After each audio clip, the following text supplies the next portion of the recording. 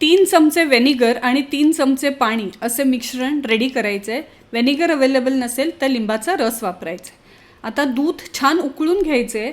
जर सॉफ्ट पनीर बनायचं असेल तर काही टिप्स सांगितले तर व्हिडिओ शेवटपर्यंत नक्की बघा।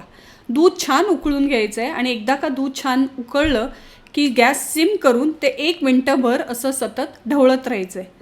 कंटिन्यूअसली हे स्टर करत राहायचं आहे। एकदा का त्यातली गरम वाफ निघून गेली की आपण त्यात एक चमचा व्हेनिगर ॲड करायला सुरुवात करायची।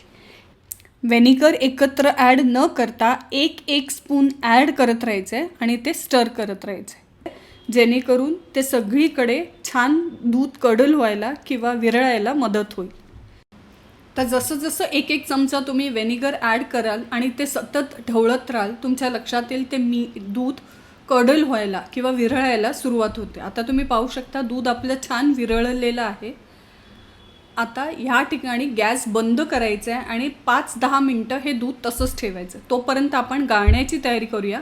इथे मी खाली पातेलं घेतलं आहे जिथे ते पाणी गाळलं जाईल आणि वरती चाळणी ठेवली आणि त्यात असं सॉफ्ट कपडा, मस्लिनचा कपडा ॲड करायचा आहे आणि तिथे हे दूध गाळून घ्यायचं आहे।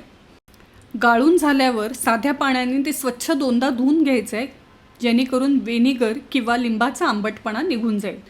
आता पोटली बांधून हे नितळत ठेवायचं आहे, म्हणजे यातलं पाणी निघून जाईल, किंवा त्या गाळणीवर ठेवून काहीतरी वजन ठेवायचं आहे, जेणेकरून ते पनीर पण छान सेट होईल आणि पाणी निथळून जाईल। हे 20 मिनटं आपण तसंच ठेवणार आहे। 20 मिनटानंतर मस्त आपलं असं पनीर रेडी झालेलं आहे। यातला पाण्याचा अंश पूर्णपणे निघून गेला आहे।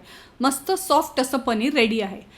आता हे टेस्ट करण्यासाठी आपण कापून बघूया। पनीर आतून मस्त सॉफ्ट झालेलं आहे। आता मी हे क्यूब्समध्ये कापून ह्या पाण्यात ॲड करणार आहे, जेणेकरून आपलं पनीर छान झालं आहे की नाही ते कळेल।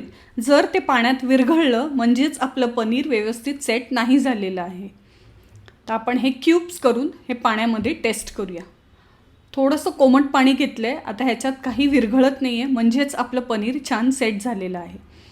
तर पनीर सॉफ्ट आणि मस्त मलाई पनीर घरच्या घरी असं तुम्ही रेडी करू शकता। आता पनीर जर तुम्हाला हे रेफ्रिजरेटरमध्ये 5 ते 6 दिवस ठेवायचं असेल तर त्यासाठी पाण्यामध्ये हे बुडवून ठेवायचं, म्हणजेच पनीर दीर्घकाळ छान अगदी टिकून राहतं आणि फ्रेश सॉफ्ट राहतं। मस्त असं आपलं घरच्या घरी पनीर तयार आहे।